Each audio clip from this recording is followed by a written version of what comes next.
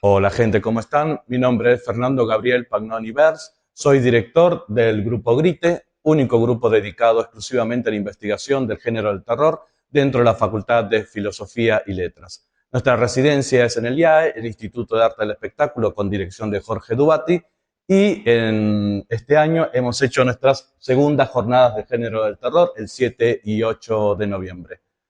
Los invito a ver una grabación sobre la mesa de directores que hemos tenido el 8 de noviembre.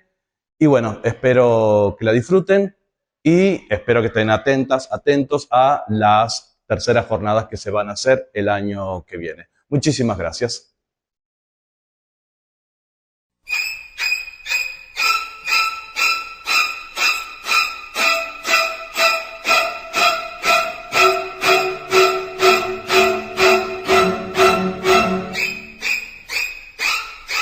Cerrar esta jornada con una mesa que nos encanta, que hayan aceptado venir sobre todo. Esta mesa la dimos en llamar Terror en la pantalla, una conversación con los creadores del miedo. Tenemos a Germán Magariños.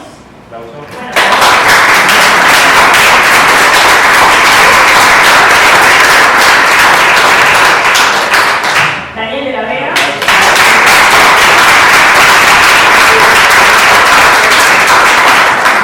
Y ganó con esto.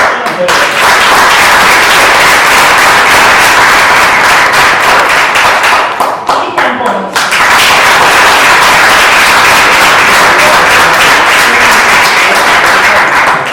Bueno, queremos empezar, como empezamos también el año pasado, así que Cristian, vamos a tener que repetir la respuesta. Pero lo que nos interesa saber a nosotros, y siempre intentamos pensar en más de curiosidad que otra cosa, es cuál fue el primer vínculo con el terror. Y no estoy pensando solo en lo cinematográfico, o sea, cuándo empezaron a filmar terror, sino cuál fue el verdadero primer contacto, ya sea en la niñez, en lo que sea, lo que quieran contar de lo que sea. ¿Qué quieran acá? No se peleen. Yo calculo que en mi caso es una pesadilla. Soy una persona, hay una persona como yo que tiene pesadillas todo el tiempo, todas las noches, todo el tiempo. Así que ya de chiquito, así que calculo que era una pesadilla, no hay contacto con el piloto. Bueno, sí, también calculo que las pesadillas me habitaron en algún momento. Recuerdo que las pesadillas, pero no las compartiría. La verdad que me acuerdo que eran tremendas. Y era muy chico, era muy pequeño. Pero después, digo, me referiría a los cinematográficos, esencialmente, que es donde por ahí pude refugiarme y encontrar un lugar para sentirme mucho mejor, con una realidad que me modificaba. O sea, uno cuando va creciendo, empieza a encontrarse con el terror y ese proceso de pasar al niño a adolescente, donde empiezan a manifestarse. Y es ahí donde mi vocación por el terror se manifiesta, precisamente porque me puedo refugiar en las películas, haciendo más tangencial, haciendo más palpable el horror.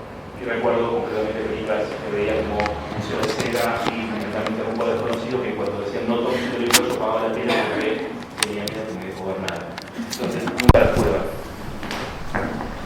Bueno, yo fue a los 9 años más o menos, fue con 2 películas seguidas. Mis viejos se juntaban en el momento de unos amigos y tipo 10 de la noche me decían, bueno, mirate una película en el cuarto de esta pareja amiga, y había un ciclo de terror en Canal 9 y 2 miércoles seguidos vi La Furia de Palma y después El Ente, que me traumó y me traumó hasta hoy, y es la película más me asusta, la historia me asusta hoy, y este año la vi de día y me cagué en la patada también. Y ese fue mi primer acercamiento y me dieron mucho miedo y todavía me asusta. Una buena película de terror me asusta, todavía hoy. Smile, por ejemplo, la pasó horrible. Bueno, yo no me acuerdo que contesté la otra vez y probablemente conteste algo que nada que ver. Claro, no me acuerdo, en realidad sí que voy a inventar una cosa distinta. No, bueno, yo siempre, nunca tuve como demasiados límites para ver películas.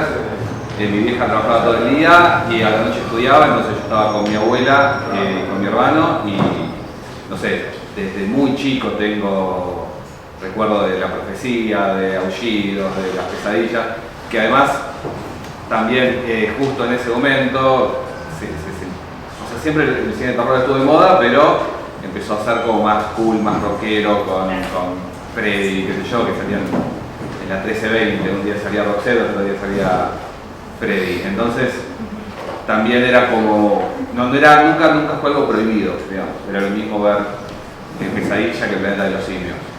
Pero bueno, sí fue eso desde el principio, desde muy chico, por ahí imitando los gustos de eso, de mi abuela y de mi hermano, estar expuesto a esas cosas y no sé si tanto miedo, creo que el miedo llegó mucho después, pero sí como darme cuenta de una atracción que no entendía ahí que era estética, pero que bueno, saberme el lore de la profecía, no sé para qué me iba a servir, pero me lo sabía de memoria, fechas, cosas así, así que iba por ese lado. Y ya que dos por lo menos nombraron el mundo, el universo de las pesadillas, pero también es una pregunta para todos, para los cuatro, ¿en algún momento tuvieron la oportunidad de filmar una de sus pesadillas? ¿Pudieron utilizar ese material y llevarlo al terror y ver si funcionaba con nosotros? Mis pesadillas son muy aburridas, o sea, no son pesadillas de terror, Claro. son pesadillas angustiantes. En ese sentido sí, sí. Pero bueno, por ahí pasan inadvertidas como una escena más, porque no son específicamente terroríficas, Claro. pero sí, hay cosas que vuelven. Yo no, así que... Muchas gracias. Sí, yo recuerdo que un corto, Sueño Profundo, fue eso. Una presentación estética de algo que me atosigaba en aquel entonces y que lo pude plasmar en imagen. Soy un estudiante, creo que ahí pude... Pero después hay un montón de pesadillas que no me atrevería a plasmar porque me tocaron un poco. Y quizás sea una oportunidad de enfrentarlas. Sí, creo que lo que tiene de bueno precisamente el recurso del audiovisual es que precisamente te permite enfrentar esas cosas que esencialmente no puedes tolerar o se te hace más difícil vivir. Y creo que es una terapia carísima, pero muy saludable. Hacer películas es precisamente enfrentar un poco toda esa parte que por ahí no mostrás. Yo estoy en paz con mi oscuridad, que en general la manifiesto en las películas. O sea o no lo que sueño, no deja de ser un montón de elementos que me ocupan y ocupan un espacio en mi mente que de alguna manera resuelvo tratando de contar historias. En mi caso es posible, no algo específico, pero pasa que mis pesadillas son más tipo David Lynch, no me sale eso. Pero sí, de hecho, y hay cosas que sí son sacadas ahí, como la repetición de cosas que me pasan, o sea, despierto y en realidad sigo durmiendo. Pero para sumar, que yo como arranqué con lo de las pesadillas, no dije las películas, yo cuando era, lo primero que recuerdo de terror, de haber visto que me destruyó el cerebro, era que nos juntábamos con unos amigos, cumpleañitos, digamos, y no sé si fue el padre o alguien, había tirado dos películas, en la casa cercana al cementerio, le quedamos, y El Resplandor, y esas dos películas no me dejaban dormir durante ¿Edad? 10 años, 9, 10 Claro, años. terrible. No me dejaban dormir, creo que las dos no las terminé de ver ninguna de las dos, sacamos, era una atrocidad, hermosa, dos películas, 10 puntos cada una, pero creo que La Sangre del Resplandor, eso me iba a dormir y lo veía permanentemente. Una belleza. Sí, yo tuve pesadillas con el ente a full porque además en esa época estaba la revista Muy Interesante y salió una nota explicando el caso real, porque en la película te cuentan, Carla Morán se llama la mina, en verdad era otro nombre, el de la mujer real que le ocurrió el caso del ente, y ahí leí, tipo, es verdad, y había fotos que habían sacado de los rayos del bicho, de tipo cuando lograron con esas cámaras, esas cosas especiales, sacarle y me arruinó más porque era, es verdad, lo cual fue devastador para mí. Encima sí la vi completa la película y es muy traumática. Yo se la he recomendado a gente de como nuevas generaciones y me dijeron que no les pasó nada, pero a mí todavía me pega de mal. ¿Por qué? Me sale el chisme adentro. ¿Por qué es tan traumática el ente? Porque a mí en general los que más me asustan son los fantasmas o entes que te poseen, esas cosas que no podés ver y controlar, digamos. Porque yo soy agnóstico, no soy ateo, soy agnóstico, entonces todo lo que no conozco, bueno, no existe. Pero no digo, o sea, si me probás que existe, digo, la puta madre, ¿viste? Entonces, esas cosas tipo el ente pueden ser, ¿viste? Esos casos como los de los Warren, del Conjuro, todo eso es... Yo no tengo el cinismo de que es todo mentira, ¿viste? Puede ser, y si puede ser, todo mal, te puede tocar a vos, ¿viste? Hay lugares que... Cuando entras a un lugar tiene un muy mal aura, ¿viste? Que hablan de eso, por ejemplo. Ahí hay algo, después le puedes decir mala energía o otra cosa, pero la oscuridad, ¿viste? Existe. Entonces, a mí me da un cagazo padre, eso. Casas feas, embrujadas, ¿viste? Dormir en un lugar medio de mal aura me pega re mal. Tengo que ir al baño a la noche, la paso como el ojete. Y más si vi películas en ese momento. Porque ahora quiero ver Smite 2, sé que me va a arruinar, ¿viste? O sea, con la 1 la pasé muy como el ojete. No te digo, miraba y decía, bueno, alguien se ríe en el momento, pero me pegan muy mal. Entonces soy bueno para tomarme como ejemplo a ver si te asusta la película. Si no me asusta a mí, soy un espectador normal de cine de terror, me asusto, ¿viste? Pero lo que más me asusta es eso, lo que no podés controlar, tocar, ¿viste? Por ejemplo, Casa Embrujada es más difícil porque en su momento vi esta remake de La Oscuridad, ¿cómo se llama? La que produjo Guillermo del Toro, No le temas a la oscuridad, me parece. Sí, no le temas a la oscuridad. Y me caí en las patas, ¿viste? Me caí en las patas porque todo lo terror infantil, son niños que son, me da mucho miedo, pero después lo que me sacó el terror fue, bueno, es una casa que está en Londres, entonces no tengo problema porque está allá. En cambio el ente puede estar en cualquier lugar, ¿viste? Está en esa casa, pero después le aparece en otro lado a ella, estoy spoileando un poco. Y entonces ese tipo de cosas pueden estar en cualquier lado y ahí empieza todo mal, ¿viste? Maldiciones como Smile, ponele, están pintó y te jodés. Entonces, por eso es lo que más me asusta. Sí, el ente particularmente, va a ser el panel del ente, tiene dos cosas que son muy, muy terribles, que es que la entidad la odia a ella, sí, la quiere matar. No es que yo, bueno, nos mudamos a esta casa, si nos vamos a otro lugar se soluciona. Claro. La entidad la odia. Está ensañado. Está ensañada, o sea, la viola 2 veces en 10 minutos, o sea, en prácticamente la misma escena. Escenas terribles, es terrible. Y después, bueno, esto que me dio spoiler, pero bueno, es un evento real, ponele, pero que también pasa en La Casa de las Ánimas Perdidas, otra película más chota, más telefilm, pero que también basada supuestamente en un hecho real, que es esta idea de que lo que está embrujado no es la casa, sino la persona. Claro. Entonces hay una escena particular de La Casa de las Ánimas Perdidas que dice, bueno, nos cansamos de que nos maltraten los fantasmas, vamos de camping, y están pasándola bien y de pronto viene una nube negra gruñendo y es terrible porque ahí ya no hay escape, Sí. no hay donde ir. Insidious. También, claro. Y algo muy terrible del ente también que le hace pasar muy bien bueno, sobrevivir el paso del tiempo es que tiene mucho efecto físico hecho en el momento. O sea, cuando el ente la toca está hecho con viento y con viento medio direccionado, las manos del ente tocándolo, entonces no envejece eso porque no son VFX o efectos especiales ópticos de la época, excepto unos rayos que hay, pero todo lo demás está hecho en el momento y está súper bien. Y ella, Bárbara Hershey, espectacular.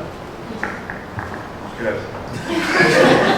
No, lo que me pegó de lo que decía, yo también soy agnóstico, ¿no? Y cómo utilizamos las herramientas del miedo para subsistir una existencia que no tiene sentido. Así, cerramos ahí la charla. Gracias. Y cuando dijo yo también soy agnóstico, pero tengo las paradojas propias de una persona que quiere creer. Entonces el cine es un refugio fantasioso donde puedo tener control de lo que está pasando y me hace la vida más gratificante. Y pensaba, yo no creo, y sin embargo he estado con un grupo de investigación paranormal pasando varias noches en lugares que supuestamente están embrujadas. Porque yo no creo, pero quiero creer. Y porque de alguna manera creo que hay algo más, pero no me atrevo a poner las manos en el fuego. Realmente creo que no puedo justificar muchas cosas que me dicen que pasan. Conozco muchas personas que ven.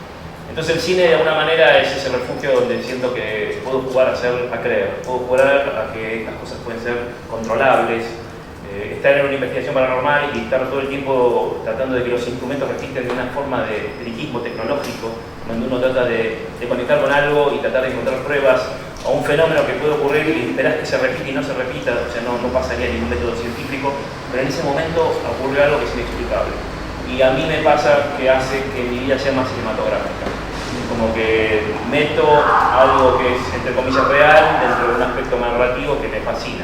Yo puedo hacer una película de zombies y no creo en zombies, puedo hacer una película de fantasmas y no creo en fantasmas, puedo hacer, digamos, y de alguna manera eso me ayuda a subsistir en esta angustia existencial de para qué estamos. Bueno, encuentro razones en contar historias, encuentro razones, o encuentro una amalgama, encuentro un mertiolate para sostener el dolor que significa estar con vida y no tener razones.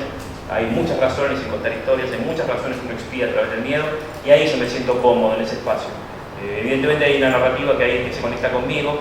Uno podría hacer comedias románticas, no me toca, podría contar historias de otro tipo, que no me pasa, podría hacerlas, sí, pero hay algo que es natural en mí, que tiene que ver con el tipo de obsesiones que tengo, las preocupaciones que me ocupan, y que el género se ve que están muy próximas, ¿no? Y creo que a través del terror puedo encontrar una vida mucho más gratificante, me es mucho más saludable estar con vida, calma mucho más mis ansiedades, poder trabajar por miedo desde el lugar de la ficción, donde vos entendés los mecanismos, porque en definitiva vos encuadrás con la cámara en un lugar, a una altura, un plano de un tiempo, la música provoca un determinado efecto, hay un montón de botones que tocas y pareciera que ser una cajita que uno puede manipular y entender. La realidad no es así, o sea, las cosas pasan y no sé por qué ocurren. En cambio en el cine me permite tener control un poco y es una sensación como cuando voy a terapia esencialmente y puedo contar y manifestar lo que me está pasando. El cine me permite de alguna manera manipular un poco los temores y hacerlos míos y pareciera que yo tuviera control de ese pequeño universo que es una ficción de 90 minutos. Y desde ahí creo que me es muy saludable y siempre digo que ya sea la literatura o cualquier formato que abarque el miedo me parece muy saludable porque es estar en paz precisamente por ese lado oscuro que uno tiene y que negarlo no sería saludable. Eso. Yo aprovecho un poco lo que dijiste, creo que respondiste lo que quería preguntar, pero pienso, ¿cómo se produce este pasaje de ser un espectador infantil que le gusta asustarse, que le gusta ver cine de terror, a que empiece a crecer con esa necesidad de filmar, a pasar del ver al hacer? ¿Cómo se sienten ustedes?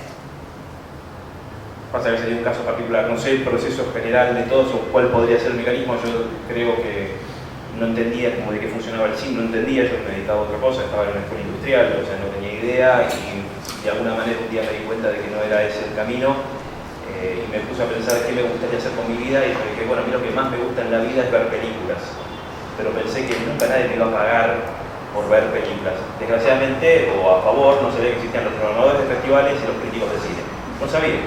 Entonces yo creo que si hubiera sabido, capaz que me hubiera... Y como pensé que en el hacer estaba una posible supervivencia, entendí que ese es el camino. Ahora, el por qué uno elige el terror es un poco lo que te decía antes. Creo que en ese sentido, digamos, uno va aprendiendo sobre la marcha y se conecta con las posibilidades.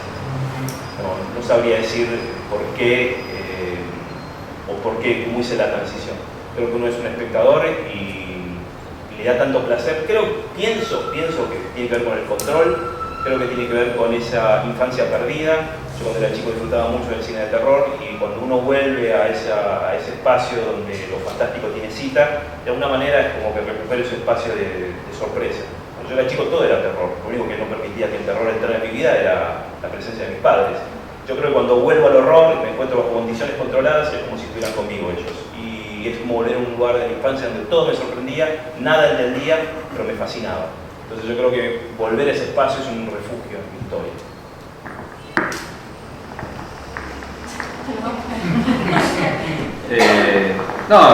En mi caso fue algo más lúdico, me parece. Tenía esto de ver películas de terror, de disfrutarlas desde chico. Y particularmente, yo tengo 42 años ahora, crecí en los 90, empezaron a aparecer en televisión todos estos programas que te hablaban de quiénes estaban haciendo las películas. La magia del cine en HBO, los directores en TNT, Spielberg, que de pronto lo empezaba a ver al principio de todas las películas que estaban buenas, estaba Spielberg, entonces quién es el tipo este. Y nada, también bueno, el traslado de los juegos diarios, de crear historias y empezar a fantasear también con la idea de, nada, yo también podría ser Gremlins. Era también como de obsesionarme con esas franquicias y estar, no sé, un mes que pasaban Critters en la tele y estar todo el mes siguiente pesadísimo con los Critters y hacer como mis propias versiones de los Critters. Y llegó un punto también que no quedó como mucha más opción. Yo la verdad que cuando se acabe esto del cine no sé a qué me puedo llegar a dedicar. Tipo de la secundaria para acá no vi como otra opción de expresión o algo en lo que sienta que podía hacer algo que esté bueno. A mí me pasó personalmente porque hice varios géneros, incluso terror, elegí muy poco, digamos, escribí más que nada. Sí me pasó que es como un escape de la realidad, digamos, me gusta más ver películas o hacerlas que la realidad normal, entonces trato de pasar más tiempo en eso, digamos, o sea, ahora me gusta pasar tiempo con mi hija o tengo una familia, pero sobre todo cuando era adolescente, mis viejos estaban divorciados, cosas de la adolescencia que es un quilombo, era ver películas. Después cuando pude empezar a hacer también, aunque sea cortos con amigos y todo, era pasar el tiempo en eso y entras como en otra realidad, realmente es otra realidad. Estar haciéndola es como un mundo diferente y después, bueno, ver lo que hiciste o el proceso determinado de una película. Entonces también me va pasando que se vuelve una cosa de adicción donde querés estar haciendo una y después otra cosa. A mí porque no me gusta esta realidad, me gustan cosas de esta realidad, pero en sí prefiero el mundo de la ficción o estar haciendo una que estar lidiando ahí afuera.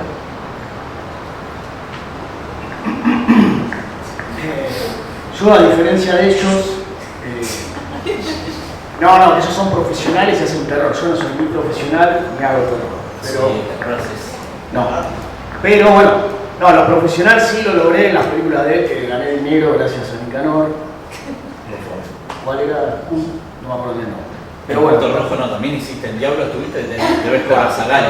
No, estoy por la serie tenés que cobrar Sagay. Cobré por la música que le hice, un par de cosas. Bueno, no, pero el cine, yo hago más tipo bizarro y demás, y siempre quise como filmar. Me acuerdo que de chico mi viejo tenía las filmaciones Super 8 familiares, y yo quería filmar películas, pero mi viejo decía, no, ya esto es cara, la cinta, no existe más, no sé.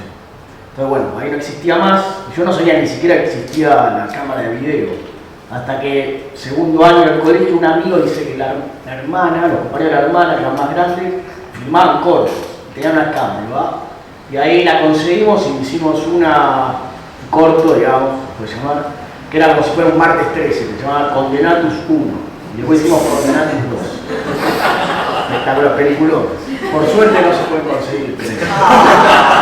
Yo los tengo, pero no se pueden. After Midnight y eso. Ya que he subido cosas feas, pero ese no.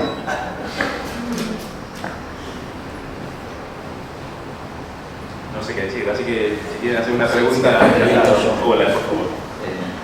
Cristian, quería preguntarte cómo fue filmar en Brasil Abrazo de Madre. Muy difícil. No, fue muy difícil por diferentes cosas. Por un lado, entrar en un proyecto que ya estaba andando, que ya había una primera versión de guión, una estructura que había que respetar, unos elementos que había que continuar. Después, obviamente, lo que tiene que ver con el lenguaje, porque no hablo portugués, o sea, no hablaba hace un año y ahora un poco más, pero nada, trabajar con todo un equipo detrás y delante de cámara que no habla mi idioma, y en realidad que yo no hablaba el de ellos porque yo era minoría ahí, fue muy difícil, más quizás con los actores, porque con los gente detrás de cámara el lenguaje es más universal en algún punto. Con los actores y actrices es como encontrar lo fino de algún gesto, mirada, qué sé yo, nada, en portuñol es prácticamente imposible. Así que nada, se hizo lo que pudo. De todas maneras, una experiencia increíble, obviamente.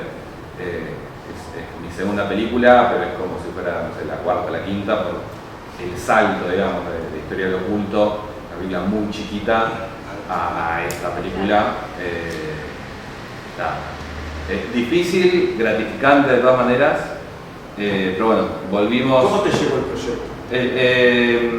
A través del productor André Pereira, que vio las cosas que yo venía haciendo, la frecuencia Kirlian y Historia del Oculto, que se habían pasado en un festival en Fantaspoa en Brasil.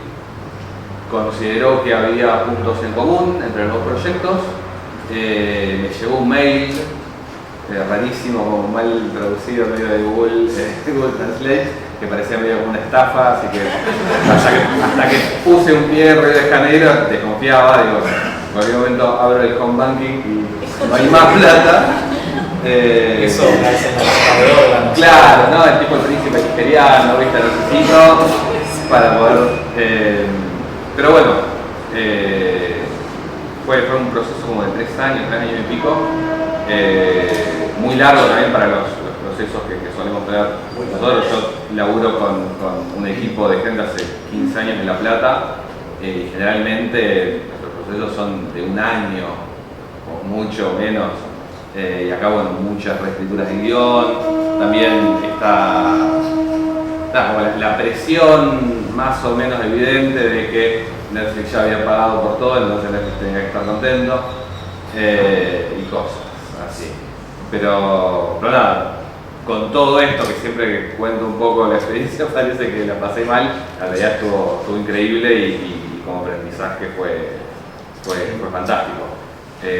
Fui con parte de mi equipo de acá, con el director de fotografía Franco Serana y con Hernán Biasotti, que es montajista. Volvimos en abril y en agosto hicimos una película con todo el equipo de siempre, 15 personas, en tipo 2 semanas. Y nada, como que volvimos a lo que más nos gusta, digamos, que es trabajar con amigos. ¿Y el asilo es real? ¿Cómo fue construido para la película? Es una casa, en realidad es una casa que la anécdota más linda es que la usaron en la remake brasilera de Esperando la Carroza, que existe, que nadie sabe que existe, pero bueno, es la casa de ellos. No, pero es una casa que se suele alquilar para rodajes porque es gigantesca, pero el equipo de arte medio que la construyó prácticamente de cero. Los pasillos y todo esto están hechos ahí como en un patio. En ese sentido también era muy súper flashero porque, nada, yo jamás había trabajado con decorado, por ejemplo. Siempre es adecuar la apuesta al departamento de la casa que conseguís, y acá de pronto era, bueno, tampoco es que se podía hacer todo, obviamente, porque necesitamos un pasillo larguísimo, tenemos hasta acá. Hay que ir y venir mucho, pero bueno, de todas maneras, el primer impacto, digamos, de estar en un set con nada, como la parrilla armada encima y todo eso era flashero. Bien, y algo que nosotros ayer tuvimos una mesa de actores y actrices de terror y nos estuvieron contando un poco cómo eran las peripecias de los rodajes en el cine de género muchas veces. De terror. De terror, claro, también eran de terror, pertenecían al género las peripecias. Y recién vos hablabas de cómo te costó la cuestión de los actores, pensando en el idioma. ¿Cómo trabajan cada uno de ustedes la cuestión, el vínculo con el actor? Porque en el terror es muy complejo también, era un poco lo que hablábamos ayer en el diálogo con los actores. Muy complicado el registro que tienen que manejar. Más allá de que cada uno tiene un estilo diferente y demás, ¿cómo es ese vínculo con los actores? Contesto que yo tengo el micrófono y después para mí lo ideal y lo básico y de lo que hay que estar seguro es de que esa persona quiera estar en una película de terror. Porque lo más común no sé si lo más común o lo que me ha pasado repetidamente en mi experiencia, es que estás tercer o cuarto día y te dicen, no, pero ¿por qué? Y obviamente, o sea, no le vas a decir porque es así, hay un trabajo, qué sé yo, pero se empiezan a erosionar las estructuras del género, digamos. El terror es terror porque responde a elementos que se repiten, una base común de relatos, qué sé yo. Y si no, es una comedia de pronto. En el panel anterior hablaban de esto, la cercanía entre el terror y la comedia, y Jordan Peele dice, la única diferencia es la música. Y de pronto si estás trabajando con un actor, una actriz que no le interesa hacer una película de terror, nada, puede llegar a transformarse en cualquier cosa, y creo que es como lo más difícil. Yo por eso, nada, trato de primero trabajar con gente que conozca, medio endogámico en algún punto, porque bueno, se empiezan a repetir los actores y las actrices. Tiene que ver igual con esto de trabajar con amigos, que el proceso en sí también sea eso, un reencuentro, que sea disfrutable, pero bueno, con gente, a su vez, quizás que no sea fanática del cine de terror, porque por ahí también corres el riesgo de irte para otro lado, pero sí que tengan ganas de estar ahí. Claro. Que yo me imagino que ayer estuvo Germán, sí. Baudino. Sí, bueno, con Germán lo mirás y le decís el ente, y ya sabe de qué le estás hablando, entonces, y bueno, y por ahí gente, actores y actrices que nada, no vienen con esa mochila que viene Germán, pero que nada, están con ganas de enfocar y ir hacia adelante con el proyecto que todo el equipo. Bueno, a mí me pasa que yo intento, como tengo una forma de trabajar con los actores que tiene que ser muy cercana, intento trabajar con gente con la que sienta que voy a tener afinidad automáticamente, es lo que trato de hacer. Entonces a veces cuando me dan para hacer algo que es un encargo, tengo que tratar de encontrar ese lugar con la persona porque es muy instintiva mi forma de dirigir actores, digamos. No tengo una formación en eso. Lo trabajo mucho con mi novia, Paula Manzone, que ella es directora de actores, es coach, es muy buena, entonces películas como Kryptonita trabajé mucho con Paula, ella trabajó mucho con los actores y le dio un diferencial, pero yo necesito una base donde sé que va a funcionar solo. Mi experiencia más cercana dirigiendo, porque después escribí para otros, pero fue cuando hicimos la película María con Gabriel Grieco, que era un guión hiper difícil, que en un principio yo no quería dirigir, además se lo había dado a Gabriel, después él me dijo que codirigamos, y los dos personajes que interpretan Sofía Cala Castiglione y Malena Sánchez eran casi inactuables porque es muy absurdo lo que pasa en la película y muy extremo y había que actuarlo con un verosímil absoluto para que funcione, digamos. El menor guiño de esto es joda o es una estupidez se caía todo a pedazos porque era tan demente la historia que había que actuar con un verosímil absoluto y ellas dos, a mí me pasó por primera vez que tienen un montón, que dan un montón. Esta fue la primera vez donde Malena y Sofía me pidieron todavía más de lo que pudiera dar. Era como, bueno, pero un montón de razones y motivaciones de los personajes que fue muy demandante, pero la verdad que ves la película y lo que ellas hacen para mí, ganaron algunos premios por su actuación ahí, porque a mí me parece sorprendente lo que dieron, porque superó lo que veía en el guión y fue una de las primeras veces que me pasó y además sin estar con Paula, porque si no le decía, bueno, Paula, lidia con eso, pero ahí tuve que hacerlo solo y con algunas herramientas que no tengo, que muchos directores no tenemos, ¿no? Que vamos a traer la cámara y después, bueno, actuar, porque parte del truco para mí es elegir al actor correcto y tampoco tenés que hacer tanto, digamos, a veces más trabajo cuando no es el correcto, pero acá era tan difícil esos personajes, y yo los había escrito sin pensar que eran tan difíciles, pero lo eran porque eran examantes, toda una historia, y después lo que estaba pasando que había que darle mucho realismo. Entonces ellas me pidieron un montón y me sentaban y me decían no te pongas atrás de la cámara, vení acá y explicanos o cambiemos este diálogo, si decimos esto así no va a funcionar, hay que decirlo de esta otra manera. Y la verdad que fue súper exigente, fue recontra quemante, pero yo después las veo en la película y me parece increíble lo que hicieron y siento que ahí aprendí, o sea, salí de una zona de confort donde si no era, bueno, el autor Delgado y hace Lady Di, funciona, trabajó con Paula, qué sé yo, pero ya lo veía así, el autor Delgado va a funcionar y era un papel muy difícil, pero yo estaba seguro. En cambio acá no me di cuenta que había escrito algo muy demandante y ellas sí lo vieron, entonces dijeron, bueno, para que esto funcione, es más, esto que está escrito le falta. Entonces nos sentábamos en el set y hay que cambiar todos estos diálogos. Y yo me quería matar y me quería escapar y me decía, bueno, que vaya la continuista y charlar lo que quieran cambiar. Entonces un día le dijeron a Natalia, que era continuista, era segunda de dirección y continuista, pero no era la coach de actores. Y le dijeron, no, andate y que venga el director.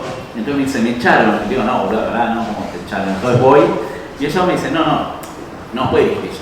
Vos escribiste esto, sentate acá y cambiemos esta parte, porque si yo le digo este diálogo a ella me dice esta otra cosa, se ablanda la historia y lo que está pasando es terrible, la verdad que tenían razón y me la tuve que bancar. Y me costó, pero veo la película y creo que la elevaron y estuvo buenísimo. Pero la parí, la verdad. Ahora me pasa que trato de volver siempre a mi zona de confort, incluso en la película de Matías Rispau que protagoniza Maggie Bravi. Había dos papeles más o menos parecidos, porque las escribí medio seguidas esas dos películas que hacen Maggie y Inés Palombo y eran dos papeles también muy demandantes, pero me di cuenta que al no tener la relación de que era una historia de amor rota y un montón de otras cosas, era menos complejo para actuar y ellas están bárbaras, pero era más fácil, digamos. Pero en María me la compliqué solo y tuve la suerte de que fueron ellas y estuvieron increíbles. La verdad que en el momento lo sufrí, pero aprendí. Ahora voy a tratar de que sea de vuelta fácil. Es un tema que a mí me apasiona y me interesa mucho. Tomando la posta de lo que él contara, me parece que es interesantísimo el concepto. Bueno, obviamente también entiendo que cuando eligen el actor correcto tiene la mitad del trabajo allanado, pero esta idea del autor, no es para despreciar. Muchos actores hacen lo que le decís que tiene que hacer, entrar por esa puerta, parate acá y decir tu línea, dame tu magia, dame tu canto.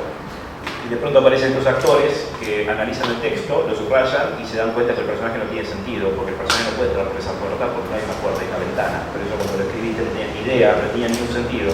Cuando aparece el actor, que me pasa también en otras áreas, en el montaje también, hay montajistas que editan un guión y hay montajistas que reescriben el guión. Digo, es recontar. Yo creo que uno se puede nutrir como director porque tiene un actor de esa estatura que se planta frente a la historia, que la analiza y no espera que le digan lo que tiene que hacer. Es decir, para mí está buenísimo que un actor lo necesite, vos le vas a dar toda la información en base al requerimiento de cada uno de los actores, pero están los otros actores que realmente se meten dentro del personaje y te empiezan a desafiar, el texto, y empiezan a construir un nuevo texto que es el resultante, que después te vuelve a repetir una vez más en la etapa del montaje. En mi caso en particular, yo entiendo lo que él plantea con respecto a la zona de confort en relación a que hay personas que resuelven problemas y vos vas por ellas porque es el lugar más cómodo. Me ha pasado, he estado en ese lugar también, lo sigo estando, a veces no, a veces acepto el desafío. En mi caso particular, yo en general hago cámara, mi conexión con el actor en general tiene que ver con que interpreto un rol, mi rol es un personaje, el personaje es subjetiva del espectador.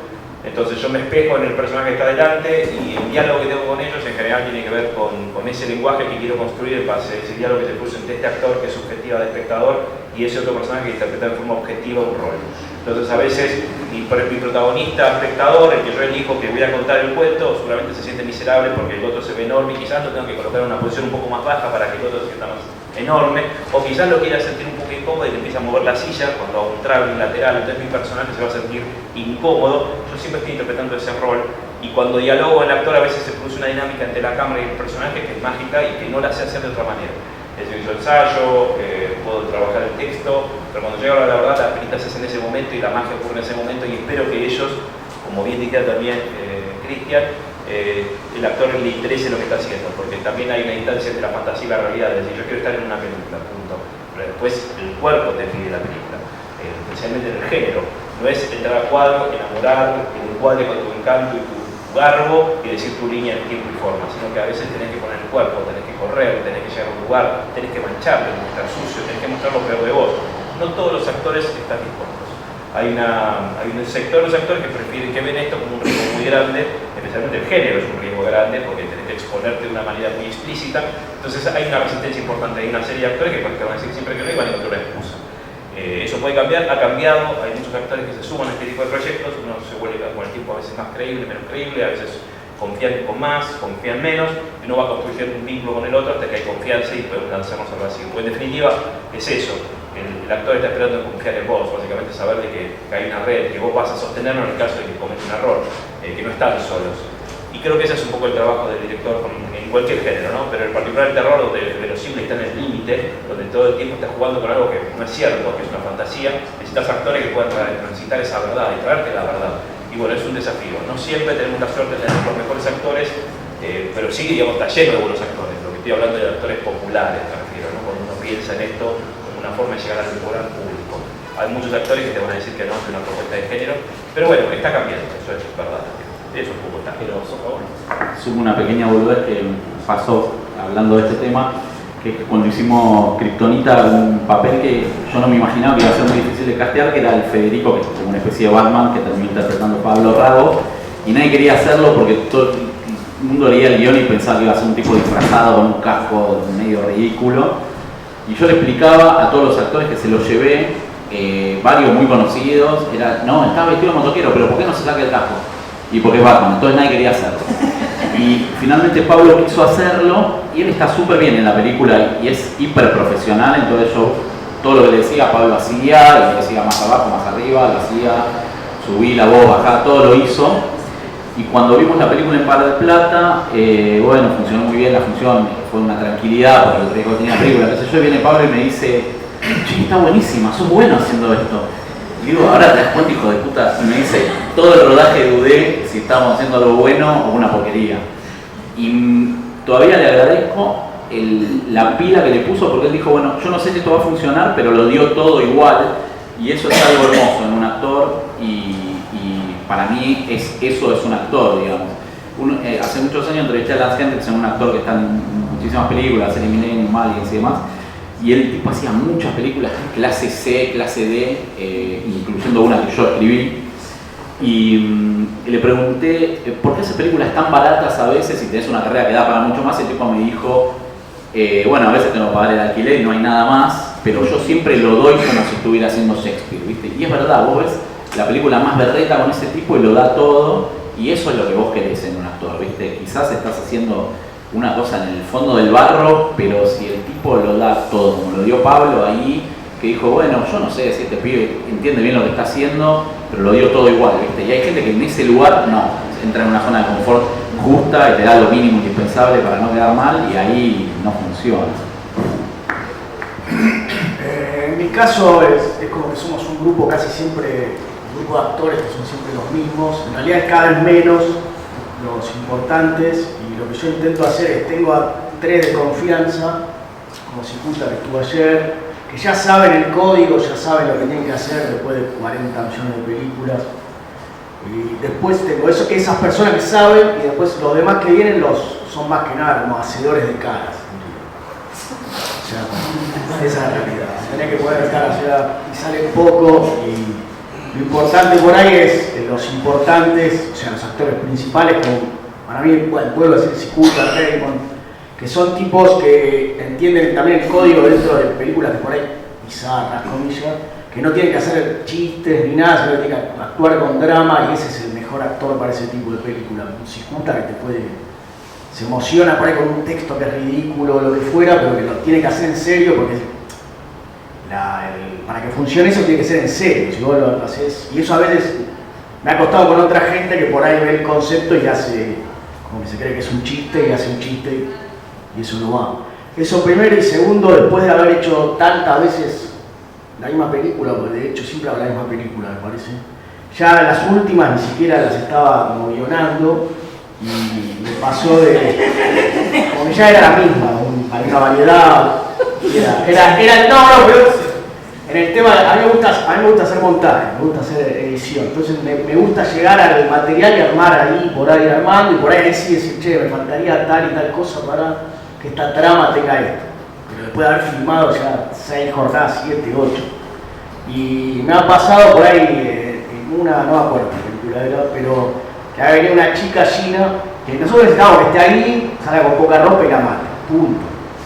Y me empezó a preguntar de qué se trataba la película, y la realidad es que era la primera escena, no tenía ni idea de qué se trataba, y yo le empecé a contar el guión del anterior. Y me dijo, no, pero la suya la vi, esa película me está diciendo. Eso fue terrible. Pero bueno, igual después le conté otra cosa. A mí me contó Cicuta, no sé en qué película era, que él escribió un guión que nunca leíste y la filmaste igual. ¿Cuál fue? Varias. Una, la de los super bonaerenses, es como que él estuvo a cargo del guión, que esa era como la película más normal, y él estaba a cargo del guión, y no sé por qué motivo que nos juntábamos una vez por semana a hablar del guión, a mí no me interesaba, pero nos juntábamos a hablar, y yo le decía, no, y hizo todo un guión que estaba bueno, había que buscarlo, pero lo que tiene Vic Cicuta es como que es demasiado buena persona. Entonces, yo estaba haciendo una película que era un policial, creo, un gore, y en la película de Vic estaban los malos, los buenos, el concepto se lo había hecho yo, que igual era como una especie de Dredd, de Ray, versión con Urbano. Y en la película de Cicuta no moría nadie. Yo le decía, pero no moría nadie. O sea, no moría nadie. Los malos que se hacían buenos al final. Y decía, pero no muere nadie. Eso, por eso tuve que cambiar. Sí, pero lo fui cambiando. No puede ser una película de gore que no muera nadie. No moría nadie. Habría que filmar esa versión donde no moría nadie, y era toda gente hablando, y el drama de más por escalera. Por eso no lo leía demasiado, porque sabía que él no quería matar a los personajes. Yo muchas veces te escuché decir, a vos que estaba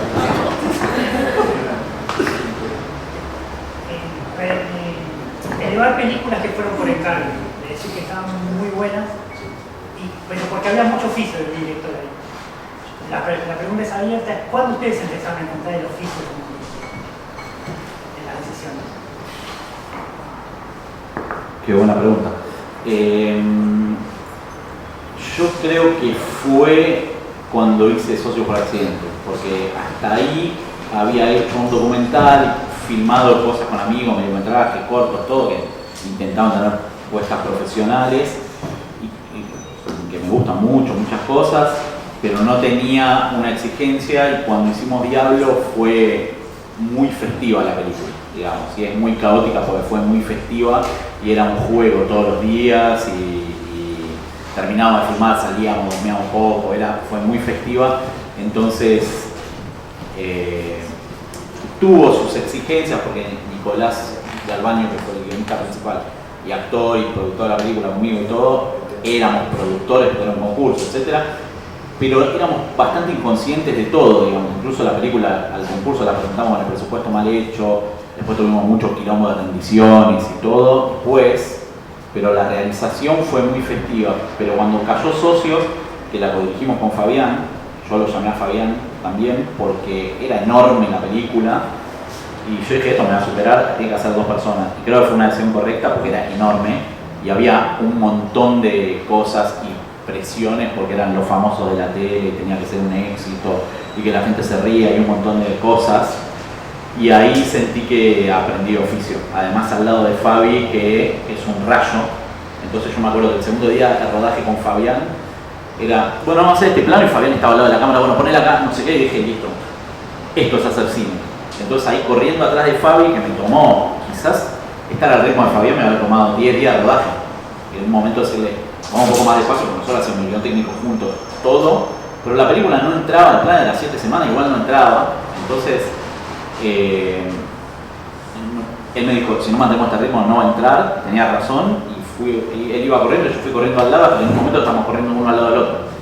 Y ahí siento que en ese momento aprendí el oficio del cine, porque es un laburo, o sea, para mí es el mejor laburo del mundo, pero no deja de ser un laburo, y para mí antes era, esto es una fiesta siempre. No, si querés que salga bien, hay momentos donde es otra cosa, digamos, y quizás la fiesta es cuando estás editando, un momento que la pasás increíble en la película, pero en otros vas a tener que correr para que exista, ¿viste?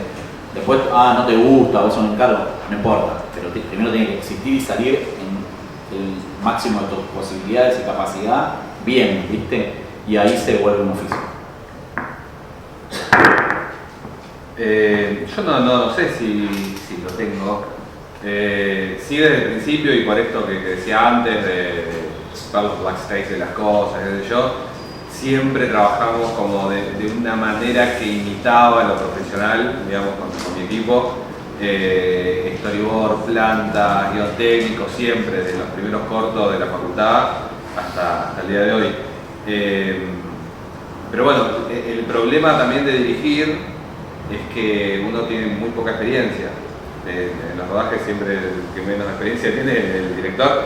Entonces yo quiero creer que en algún momento me sentiré más cómodo con eso del oficio.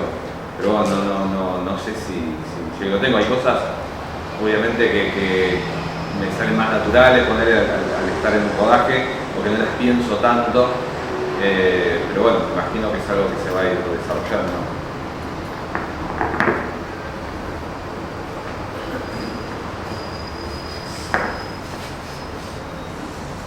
En realidad no sé, yo siempre intenté ser profesional, desde el principio. Yo creo que es mi ego. Cuando uno filma una película se expone abiertamente a veces y se desnuda frente a un montón de gente, y creo que el oficio es una buena forma de ocultar las varices. Y yo no quería mostrarme, entonces aprendí todo lo que pude lo antes posible. Hice algunos cortos que existen, otros los oculté y no los pueden ver porque no me gustan, son como los hijos bobos encerrados en el ático, en los cuales alimento un plato como el Babadook. Y son esos cortos que me hicieron transitar, pero yo siempre sentí que estaba tratando de aprender. Sí recuerdo una transición importante, que cuando yo estudiaba, yo te hacía todo el storyboard de cada uno de los planos de la figura, te armaba un story técnico que era una enfermera. Yo siempre me recuerdo que cuando era estudiante pensaba, ojalá algún día tenga la capacidad de poder hacer esto, pero sin pensarlo. Era una demencia el plano, y empecé la película por ese plano. Elegí ese, lo hice 22 veces, porque estaba muerto de miedo. Tenía miedo de que el plano no funcionara, que estuviera mal. Entonces lo repetí, hasta que el equipo se empezó a asustar y se dio cuenta que estaba un demente, no tenía idea de lo que estaba haciendo, pero no pensé que aprendí a ver. Les anticipo que quedó el primero, literal. Entonces, pues yo monté la película. Pero, digo, yo creo que en este momento, con el oficio que uno adquiere con los años, digamos, che, décima puede llegar a tomar una decisión, pero yo no estaba empecinado y yo creo que con el tiempo uno aprende a superar ese miedo. Yo estaba muerto de miedo de que el primer plano de la película tenía que ser a la vara que iba a generar, que si el plano no estaba como yo pensaba en mis fantasías. A veces estas creencias son las que más dificultan la tarea. Por eso creo que tener oficio puede ayudar un montón a la hora de pensar un plano y resolver. Porque en definitiva es eso, vos haces una película y hay dos partes para mí. Uno es el resultado final, que es cuando ustedes espectadores se encuentran con la película y disfrutan del evento, y el proceso. Entonces encontrar un equilibrio es muy saludable a la hora de tener un oficio porque puedes resolver estas cosas. Y entender que es una película y que habrá otras luego, y que cada plano se construye de la mejor manera posible dentro del marco de posibilidades que tenés, dentro del juego aleatorio de posibilidades que tenés. Entender eso es parte de un proceso.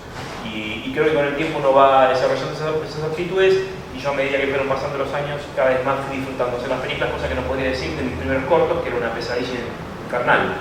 No lo disfrutaba y la verdad que haber superado ese dolor me permitió hoy poder decir, bueno, hice todas estas películas porque cada vez lo disfruto más y cada vez se hace más necesario poder seguir contando historias porque he incorporado herramientas que he aprendido a través de la experiencia, de los libros que leo, de las películas que veo y de la competencia de otros coequippers que me hacen mejor. Y eso es con un proceso de años, que ahora lo disfruto un montón.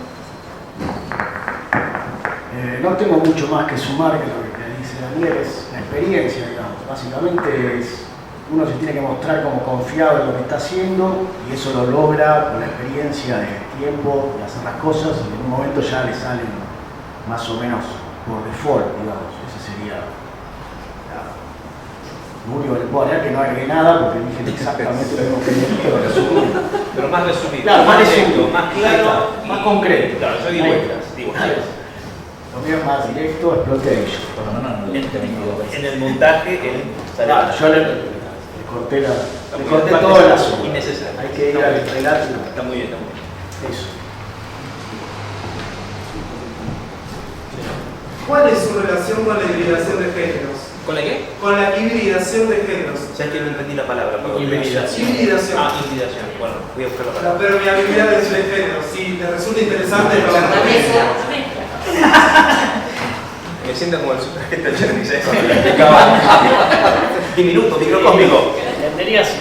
Chiquitito. Sí, tengo un problema. ¿Qué tan interesante es trabajar de esa manera? Si varía proyecto a proyecto. ¿Cómo es la relación? Bueno, en realidad uno cuenta historias, uno se entusiasma con cosas que tiene para decir. Yo tengo la teoría de que vengo contando el mismo cuento hace 9 películas, así que en ese sentido encuentro diferentes formas para decir lo mismo. He tenido la suerte o la desgracia de no hacer películas por encargo, salvo una vez, diría. Digo, Jennifer's Shadow, quizás es una película por encargo, pero en esencia tuve la suerte de que los encargos que me tocaron tienen que ver con el registro del género al cual suscribo y me interesa contar. Ahora, dentro del marco del género hay como unas posibilidades muy amplias y uno transita como dentro de ese universo un montón de géneros. La verdad que lo tomo como un hecho natural. Me parece que es parte de un proceso creativo que vos tenés una historia para contar, tenés una manera de decirlo, la manera afecta el contenido y de alguna manera eso es la forma en que llega. Creo que el género tiene, en general, esto no sé si tiene que ver con tu respuesta con respecto a la hibridación, pero creo que el género es un soporte de ideas, creo que es una posibilidad de contar algo que a veces se contrapone a un movimiento social. Por ahí vos el género puede ser una manera de decir algo que en ese momento no está bien visto y es una forma de decir algo, una verdad. Yo he hecho una película de vampiros, que no es un género del cual soy fan, pero me encantó tener la posibilidad de decir algo a través del formato género, para decir algo que quería decir y bueno, utilicé el vampiro como metáfora para decir lo que quería contar. Y bueno, y vos lo que viste es una película de terror, podés subestimarla más o menos, pero tengo algo para contar a través del género. A mí me entusiasma mucho que el género tiene una capacidad de penetración que puede hacer algunos temas accesibles a un público que no aceptaría esos temas, serían polémicos. Un tema planteado en las redes puede ser muy polémico en las redes y de pronto una película pueda manifestar una idea y puede llegar de otra forma a un público más amplio. Y eso me parece que es muy interesante. Y ahí entra la hibridación de géneros, entra todo el mundo, toda la herramienta que significa contar una historia con el género como soporte.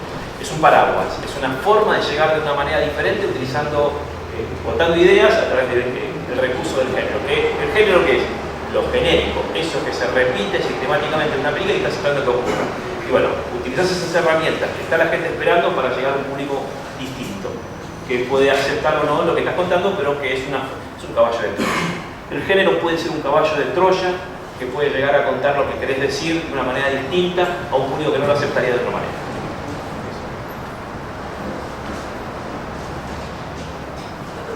A mí me pasa que siempre inconscientemente me ocurre que quiero hacer una cosa y me sale otra, entonces me ocurre mezclo géneros, como cuando dice Punto Rojo quería hacer un policial negro al estilo Simplemente Sangre o Sin Lugar para los Débiles, que se llama referencia, y se me fue yendo a la comedia negra. Diablo también intentaba hacer una película de acción y el rodaje se descontroló todo y me empezó a pasar eso seguido, digamos, en María ocurrió también. Intenté escribir una película primero de terror, después de terror, ciencia ficción y después terminó 4 géneros, entonces ya ahora estoy entregado a que va a ser así y me divierte, pero es más difícil como carrera porque es un mundo donde tratan de encasillarte y a mí ahora estoy en una charla de cine de terror, pero en verdad no dirigí tanto terror. Sí escribí, pero sí hago mucho híbrido y me sale inconsciente, ya me entregué a que es así y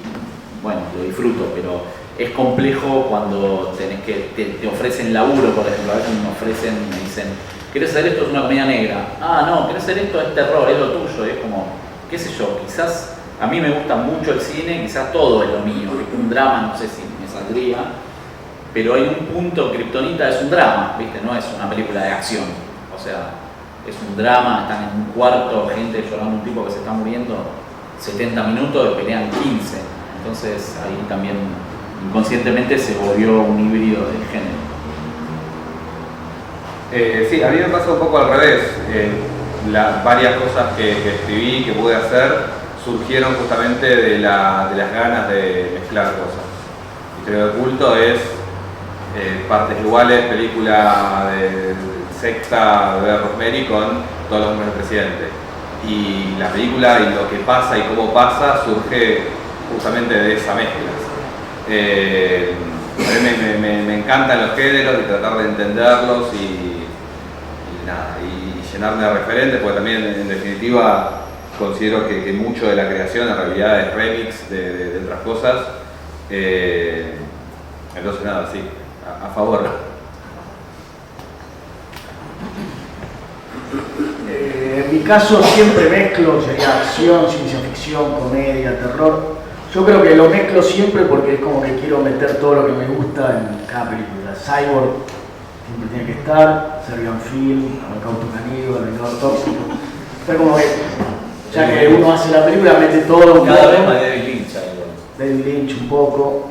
Y él que dice que no hizo mucho terror, Nicanor, aunque no lo tiene en su currículum, es el productor de una película llamada Sadomaster que hicimos nosotros y que tiene el mérito argentino, por eso yo estoy acá, que era la película peor calificada en Netflix en la historia, porque había salido, esa película llegó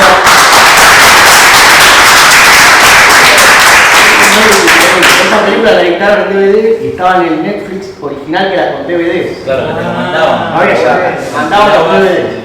Y había un ranking y un foro que comentaba. Y había llegado al número 1 de las peores, era 1 punto, no sé.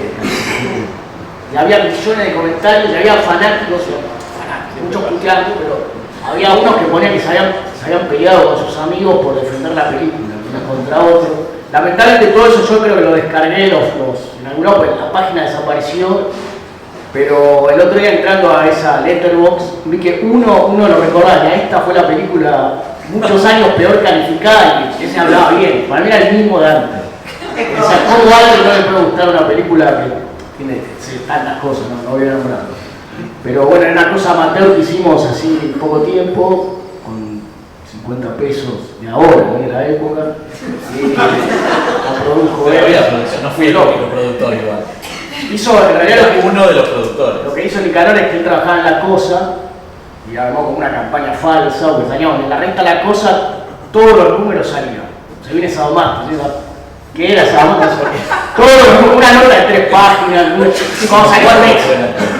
Porque por eso ese momento pasó que si había la jefa de redacción, que era Fabiana Delfina, se había ido, entonces quedó como unos... Después yo fui el jefe de redacción unos años, pero hubo un momento que había como un bache de poder donde Axel Kuchevaki, que era el dueño y Guillermo, era el otro dueño, estaban poco. Entonces venían a ver, bueno, ¿qué hay este número? Bueno, está más o menos bien. Entonces yo empecé a hacer cualquier cosa y fue un gran momento y ahí ponía cosas on Master todos los meses. Pero también aporté una remera, un dedo falso y algo más. Sí. La remera de la máscara. La remera era del hijo de la máscara, es verdad. Porque la regalaba en la revista y la doné a la película. Esa fue mi producción. Mencionaste a Jennifer Shadows. ¿Cómo fue trabajar con Faye Dunaway y Gina Phillips? Bueno, fue un milagro. ¿Te va la voz?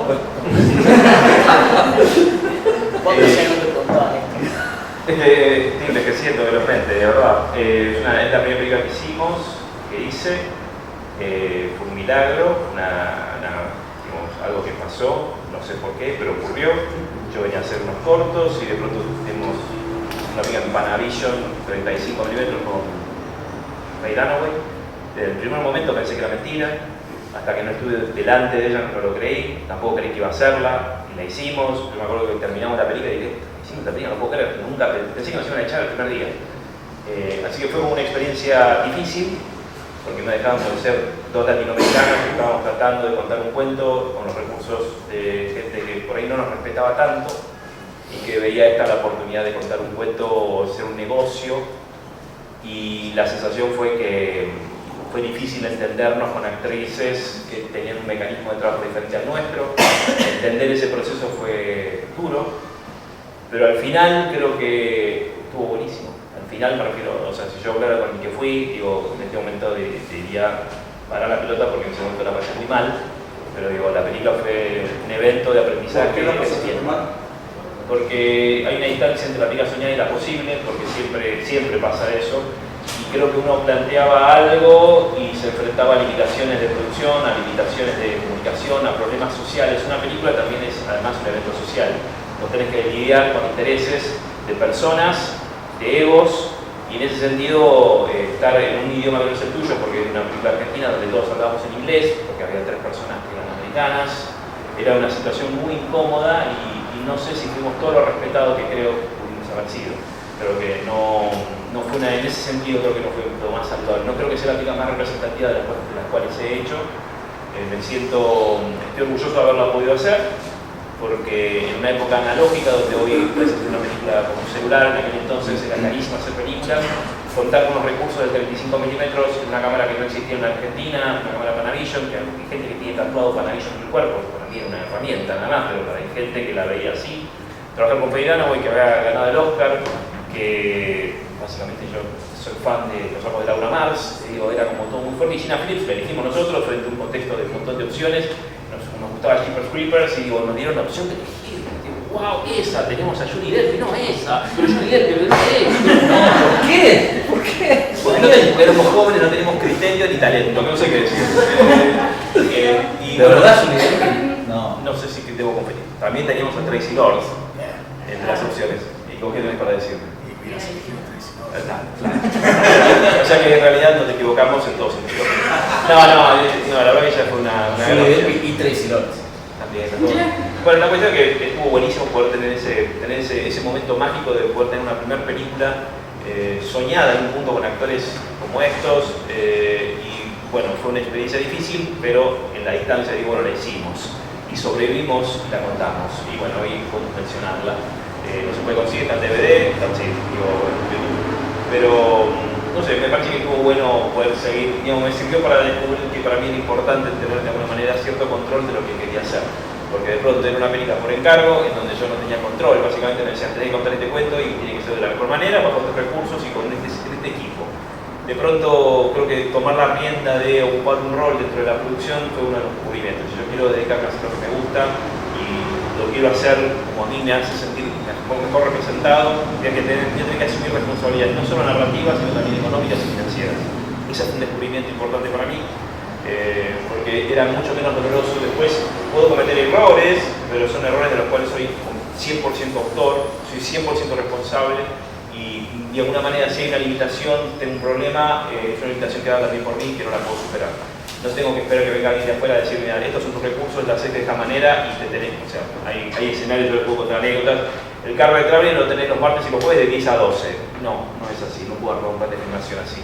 Necesito tener cierto control. Y eso me sirvió, esa pica me enseñó que a mí me interesaba asumir otros compromisos para poder contar lo que quería contar. ¿Preguntas? Bueno, entonces le queremos agradecer. Hay una señora ya que quiere preguntar. Última, seguramente trillada ya la pregunta, pero no lo sé. ¿Cuál creen ustedes la película para ustedes, desde la vista del director, que es como la excelencia en todo sentido? Y después si tienen algún actor o actriz en la que me encantaría dirigir. Y Carlos, contame. Bueno, a mí me varía un montón siempre elegir. Me parece que para mí algo superlativo es Apocalypse Now y me parece como encima de casi todo. Después tengo un montón de favoritas de películas tatuadas. Posesión de Zulawski, Doberman son de mis películas favoritas, pero Apocalypse me parece una cosa como arriba del cine casi directamente y me gusta muchísimo, me gusta verla y entrar en esa locura y algo que casi podía ser solo ese tipo en ese momento así de loco. Y me gusta mucho visualmente, me gusta todo de esa película. Y me olvidé de la otra parte. ¿Qué actor o actriz te encantaría dirigir? Dificilísimo también. Siempre quise trabajar con... hay un montón, pero hay... qué difícil. No sé, lo paso y después vuelvo al final mientras lo pienso. A ver, Cristian. La estudio. La película, creo que, o sea, esto a nivel superlativo, si puedo usar la misma palabra, creo que es El Exorcista, que ni siquiera diría que es mi película favorita, pero me parece que es una película que es perfecta en todo sentido, que es el tipo de terror que me parece que está mejor ejecutado. Pero bueno, no sé si es la película que me gustaría a mí hacer. En ese sentido, creo que películas más desprolijas me llaman más la atención y ahí estoy yo. La segunda película de Bill y Ted Ghost Journey, me parece que me gusta más. O sea, si sumamos o En la boca del miedo, que nunca queda como entre las mejores películas de Carpenter, es una película que básicamente no tiene estructura de película, pero me parece también de mis favoritas. Entonces, nada, es como esos dos extremos. ¿Y con quién me gustaría trabajar? No sé si hay una persona, un nombre. Sí, nada, repetir esto que creo que compartimos todos y que hablamos al principio. Trabajar con gente que quiera estar en la película, gente con la que me lleve bien, gente con quien disfrute el proceso de hacer una película, que es muy largo, muy doloroso, y nada, siempre está bueno pasar momentos largos y dolorosos con gente querida.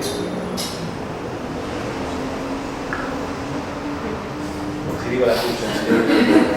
No, bueno, la película perfecta iba a decir Apocalypse Now y la perfecta del terror iba a decir El Exorcista, pero que esa como perfecta significa perfección total, no lo que por ahí preferías, pero para darle el gusto a él podría decir que Cyborg o El Vengador Tóxico, digamos, para así. ¿Y con qué actor? Scott Adkins, hacer una de acción y de ciencia ficción. Es una pregunta difícil, no tiene respuesta porque bueno, no tengo respuesta en realidad, porque hay un montón de películas que me interesan y lo que más me asusta a mí es morir y no poder ver las que van a venir. O sea, en realidad no tengo ni banana, pero o sea, yo tengo que reclamar en un taca para ver esas obras que me voy a perder. Pero se me va a sentar alguien delante, es muy probable, no tiene sentido, no creo que... Pero digo, sí, tengo una lista sábana de películas que yo en este momento me abruma la cantidad de películas que me gustan, pero ninguna es perfecta, o lo son. ¿Y qué importancia tiene? ¿Qué es la perfección? Básicamente son películas con las cuales yo me identifico y con las cuales me siento conectado, con las cuales que visito una y otra vez. Están las películas que todos los años vuelvo a ver una y otra vez, que no necesariamente son buenas ni perfectas, pero me encantan y se conectan conmigo. ¿Qué puedo decir? Y con actores, a mí me gustaría trabajar con Peter Cushing, pero está muerto. Y lo vi en Rock One y no me gustó. Me gustaría trabajar con un montón de actores simplemente porque con los años, uno cuando se mete en esto del cine y ver una hablábamos de la dirección de actores, uno se mete, digamos, en el aspecto más técnico porque se refugia en el aspecto técnico, pero la verdad que el cine se hace con cámaras y actores. Son ellos los que en realidad en esa dinámica que se produce donde aparece alguna verdad. Y me encanta poder trabajar con diferentes actores, especialmente si tienen pasión, ganas y voluntad de transmitir esa verdad dentro del género de ese que estás involucrado. Y eso es muy estimulante cuando puedes trabajar. O sea, cualquier actor que tenga vocación y ganas de contar un cuento y te ayude a que esa historia llegue al público, y yo lo trabajo como quieres. Después están los que tienen el cartel y son famosos. Y bueno, sí, está buenísimo. Pero a mí me encanta también un tipo que tiene corazón y pasión y me ayuda a hacer la mejor película posible. Vamos con eso. Así que no contesté mucho, pero algo parecido. Ahí se me ocurrió el actor. Me pasó un par de cosas que bueno, yo siempre había querido laburar con Arturo Mali, falleció también y era como mi sueño cuando era adolescente. Era, bueno, si algún día yo soy director de cine puedo laburar con Arturo Mali y fue como Yo lo curé con él. cerca. Estaba en el corto. En un corto, sí. Me parecía increíble, pero hoy alguien que me gustaría laburar en un mundo soñado, bueno, no sé, es Javier Bardem, me parece increíble y me gustaría, Penélope Cruz también, como son marido y mujer, tratar de meterlo en una película, porque me parecen increíbles los dos, pero en un momento el tipo ese me parecía el mejor actor del mundo, como decía, tenía una gama de cosas en las que actuaba y lo dramático que sacaba que tenía como una cosa de intentarlo, incluso cuando hice Diablo traté de tener al hermano, a Carlos, que es el hermano mayor, y le gustó el guión, no le pudimos pagar, van a hacer esa parte. Para cerrar la mesa, ¿cuáles son sus proyectos actuales? Subsistir. Gran proyecto. Básicamente, sí, ahora estoy terminando Los Ojos del Abismo, creo que está ya editada y postproducción, en tránsito a su estreno, entiendo, que será el año que viene. Estoy preparando 2 películas, una es la peor parte de uno y otra, ya lo olvidé, Locus, ahí está. Películas que espero encuentren su destino en algún momento. El guión de Mariano. El guión de Mariano, sí. Pero bueno, como no quiero transmitir un panorama oscuro, les paso el micrófono. Es una película que se llama Bastardos Radioactivos del Infierno Mutante, que está casi terminada. Tiene un espectador acá.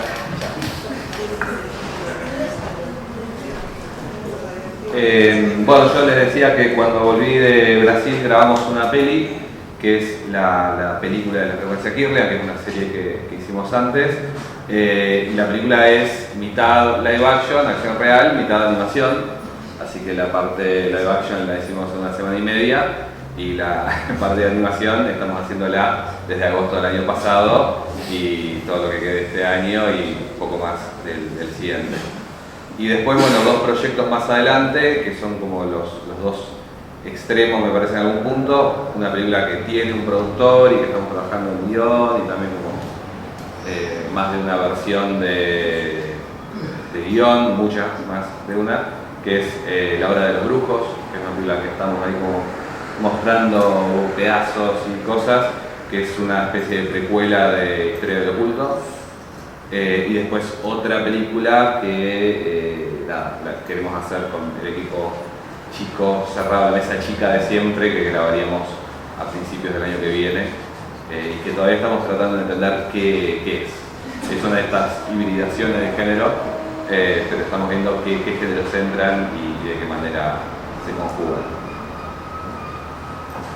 Yo estoy ahora también a editar una peli muy chiquita que se llama X, que la produjo Black Mandala, y es como una cosa medio David Lynch, con el que están Vicky Moret y Demi Salomón, y Paula, mi chica también, y quedó muy linda, es bastante demente, y voy a hacer un slasher ahora a fin de año, que es como una especie de slasher así de serial killer de strippers, que me gusta mucho el guión, es muy divertido, que espero que quede lindo, homenajea un poco el descuartizador de Nueva York, ese tipo de cosas, y estoy muy contento con ese proyecto. Y después tengo una peli más grande que se llama Lapsus, que es como una coproducción que estamos laburando con Magma Cine, productora de Largor, las pelis de Fendrick y otras, que me gusta mucho, pero es una película grande que tiene un largo camino de armar la financiación y todo eso, que me estresa muchísimo y me encantaría que llueva plata del cielo y no va a pasar, así que hay que parirla, pero viene bastante bien parido y es un guión que me gusta mucho, hice como 15 versiones y encontramos una actriz en Brasil que ahora se está volviendo como un Hollywood de Sudamérica y ella es espectacular, así que ojalá ocurra. Muchas gracias, entonces.